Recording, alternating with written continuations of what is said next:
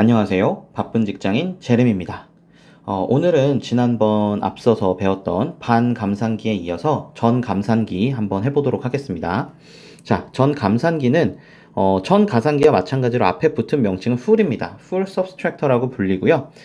이제 전감산기는 반감산기하고 다르게 이게 반가산기, 전가산기의 구조처럼 한 비트씩 계산할 수 있던 거를 자리 올림, 자리 내림 이런 거를 이제 포함을 하는 거기 때문에 인풋이 3개가 되었습니다.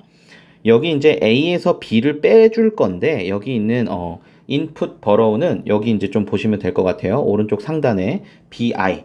A에서 B를 빼려고 할 때 그 전단에서 빌림이 발생할 수 있잖아요. 우리가 뺄 때 좀 큰 수를 빼야 되는 경우에는 윗자리에서 빌려오는 건데 그 행위가 앞단에서 일어날 수가 있기 때문에 BI라는 것을 인풋으로 만들었고, 이제 여기 BOUT, 이제 borrow out이라고 하는 거는 반감산기에서도 보셨으니까 이해할 거라 생각을 합니다. 자, 그럼 진리표를 한번 살펴보도록 하겠습니다.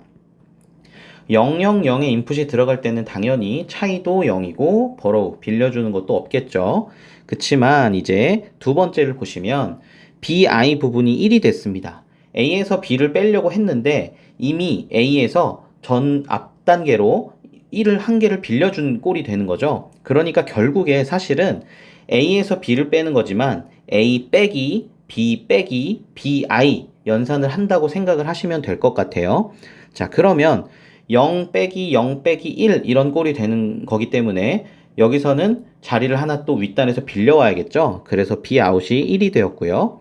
그리고 빌려온 거는 한 자리 내려오게 되면 1이 2처럼 느껴지는 거잖아요. 2가 되는 거기 때문에 그 2에서 BI를 뺀 값인 D는 1이 됩니다. 그리고 여기도 좀 볼까요? 1, 1, 1인 경우를 한번 살펴보도록 하겠습니다. 그러면 A 빼기 B 빼기 BI가 되는 거기 때문에 1 빼기 1 빼기 1입니다. 그래서 1에서 1만 뺄 때는 borrow가 필요가 없지만 1에서 1을 두 번 빼줘야 되는 상황이기 때문에 borrow가 하나 발생하고, 그 borrow를 하나 빌려오면 이것은 2처럼 간주가 되기 때문에 결국은 3에서 1을 두 번 빼주니까 남는 것은 1이 됩니다. 그래서 여기 D라는 값하고 B out, borrow out이라는 값을 우리가 여태까지 배웠던 부울 대수식으로 여기 이제 정리를 해놨는데요. D는 요렇게 4개가 1이기 때문에 저 항들을 뽑아내서 부울 대수를 간략화시킨 결과가 A, B하고 BI가 전부 다 exclusive or로 계산이 되어 있네요. 이 세부적인 계산 같은 경우는 일시정지 한번 해놓으시고 풀어보시면 될 것 같습니다. 그리고 B out, B out은 제가 한번 카르노 맵을 그려봤는데요. 여기 지금 보면은 1이 여기 하나, 둘, 셋, 4개가 있어서 1이 다음과 같이 표기가 됩니다. 그래서 중간에 있는 저 1은 3번이나 공유가 되거든요. 그래서 저기서 카르노 맵을 결국 뽑아보면 이러한 수식이 됩니다. 이제 카르노 맵하고 부울대 수식을 간략화하는 것은 좀 많이 익숙해졌다고 생각이 들어서요. 이 자세한 과정을 생략을 할 거고, 그리고 저 수식을 회로로 표현하게 되면 이렇게 됩니다. A, B, BI가 인풋이고 D하고 B 제로, B 아웃이죠. borrow out이 아웃풋이 됩니다. 그래서 저 수식을 회로로 한번 그려보시고 이 그림과 맞는지 비교를 한번 해보시면 좋을 것 같습니다. 지금까지 우리가 부울 대수식을 뽑아내고 그 부울 대수식을 어떠한 규칙에 의거해서 간략화를 시켰고, 또 이 간략화를 하는 과정에서 좀 더 쉽게 하려고 카르노 맵이라는 걸 배웠죠. 그래서 지금 이 두 가지를 이용을 해서 최종 간략화된 식을 뽑아낸 후 그 간략화된 식을 가지고 디지털 논리 회로, 논리 게이트들을 이용한 회로를 한번 짜는 그런 연습을 하고 있는 것입니다. 한번 멈춰놓고 해보신 후 이 그림과 비교를 해보시면 좋을 것 같아요. 자, 다음은 세븐 세그먼트입니다. 여기서 세그먼트라고 하는 것은 영어 사전 같은 걸 찾아보면 어떤 부분, 어떤 조각 이런 것들을 말하는데, 세븐 세그먼트는 7개의 어떤 부분 또는 조각으로 이루어진 것을 말합니다. 여기 그림을 좀 그려놨는데요. 이렇게 생긴 것이 7개의 LED를 가지고 7개의 LED를 가지고 10진수의 0부터 9까지 숫자를 쭉 표현을 할 수가 있죠. 대표적으로 우리가 가장 많이 보는 것이 엘리베이터에서 볼 수 있습니다. 엘리베이터에서 요새는 디지털로 된 것도 좀 많긴 한데, 옛날 엘리베이터들을 보면 세븐 세그먼트의 숫자가 뭐 1층이다, 2층이다 이렇게 표시가 됐었잖아요. 그런 거를 세븐 세그먼트라고 합니다. 그래서 예제를 하나 들고 왔는데 8421 BCD 코드, 우리가 예전에 한번 배웠던 거죠. BCD 코드를 입력으로 받고 그 BCD 코드를 세븐 세그먼트 코드로 변환한다. 이게 무슨 말이냐면 BCD 코드는 예를 들어서 8421이기 때문에 4비트죠. 0000 이러한 신호가 딱 들어가게 되면 저 세븐 세그먼트 중에 0이라는 걸 표시를 해야 되기 때문에 이렇게 표시를 하면 되겠죠. 이게 0. 여기만 중간에만 이렇게 꺼지는 거죠. 여기서 보시면은 여기는 A, B, C, D, E, F, G 순서이기 때문에 G LED만 끄고 나머지 A, B, C, D, E, F는 다 켜면 이제 0이라는 글씨가 표시가 될 거고요. 만약에 1001 얘는 10진수로 9인데요. 9를 표현하고 싶다. 그러면 이런 식으로 표시를 할 수 있겠죠. 이런 식으로 9를 표시할 수 있겠죠. 그래서 여기 2에 해당하는 부분만 꺼주면 됩니다. 그래서 이런 거를 변환하는 어떤 회로를 한번 만들어 보자 이거거든요. 그래서 진리표를 한번 만들어 보도록 하겠습니다.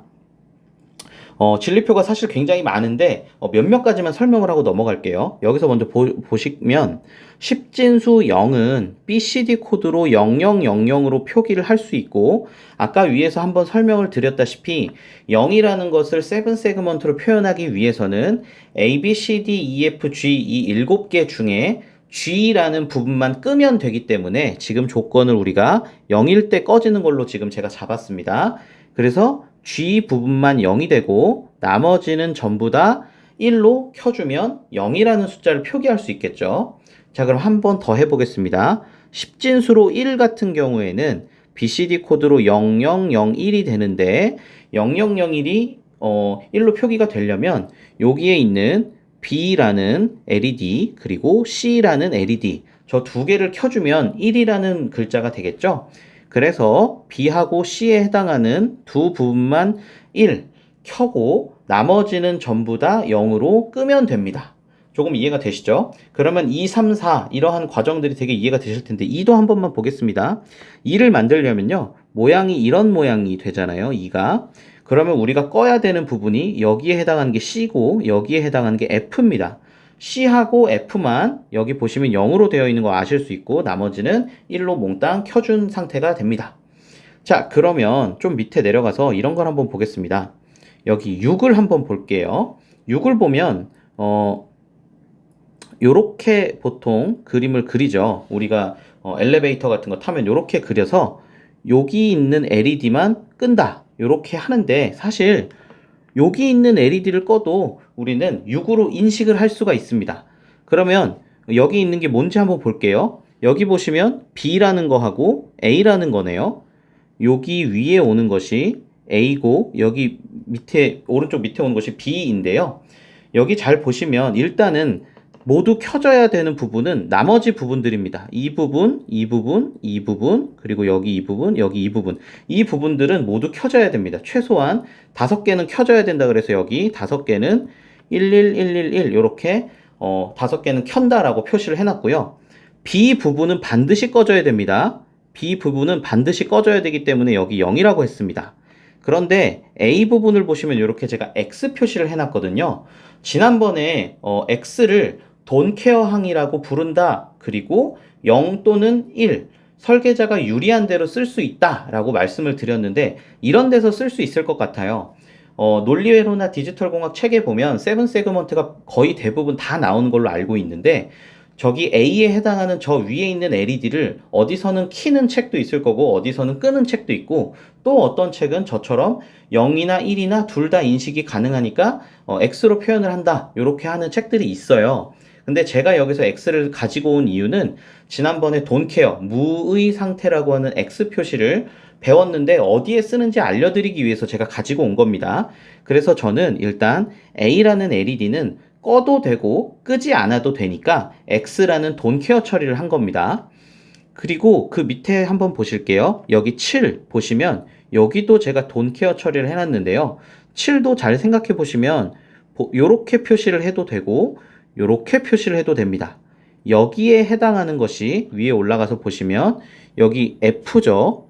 F인데 그래서 F 부분에만 여기 보시면 F 부분에만 X 처리를 해놨습니다. 돈케어 처리를 해놨습니다. 그리고 그 밑에 8 같은 경우는 전부 다 켜야 되기 때문에 전부 1이라고 써놨고 9 같은 경우도 사실 마찬가지죠.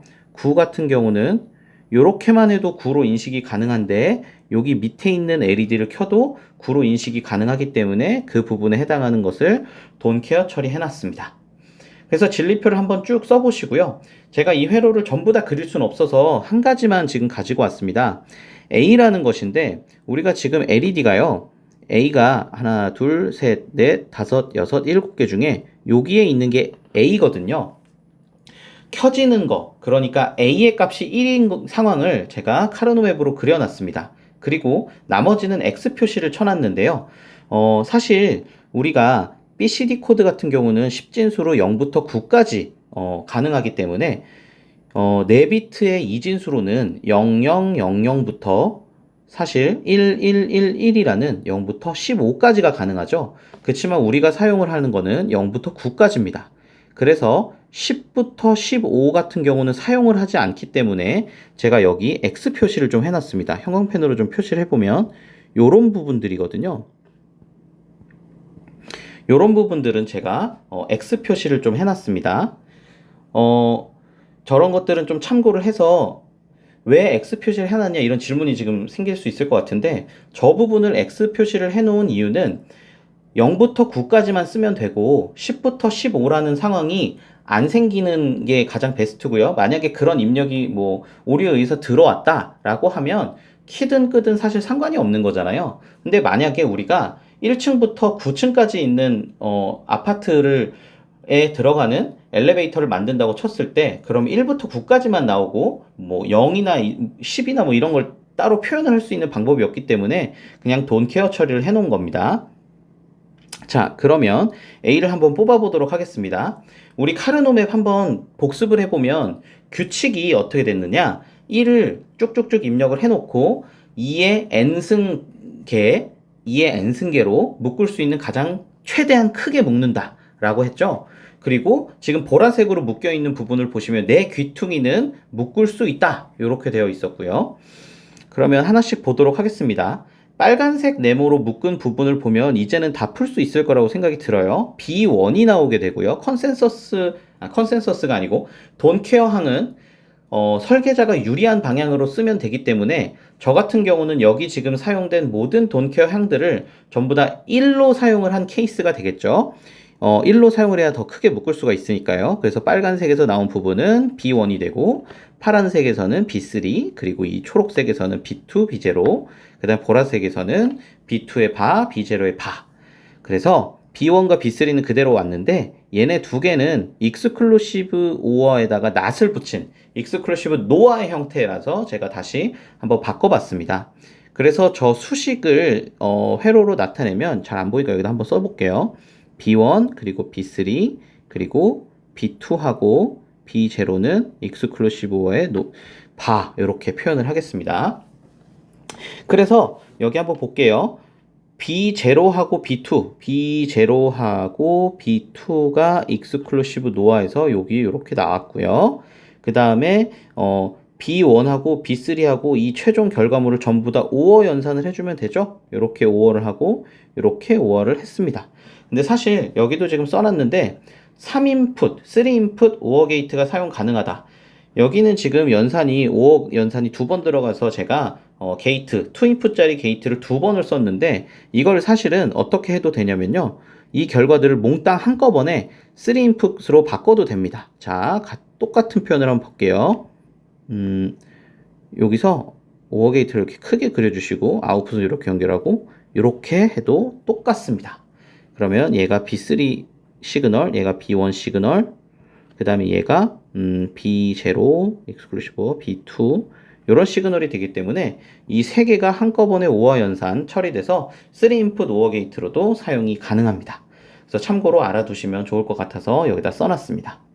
그래서 7 세그먼트까지 저희가 배워봤는데요. 이제 조합 논리 회로는 먹스, 디먹스, 멀티플렉서라고 부르는 게 있는데 먹스, 디먹스 정도까지만 하면 조합 논리 회로는 강의가 완료될 것 같습니다. 자, 지금 오늘 배웠던 내용들 7 세그먼트 한번 복습을 꼭 해보시기 바랍니다. 시청해주셔서 감사합니다.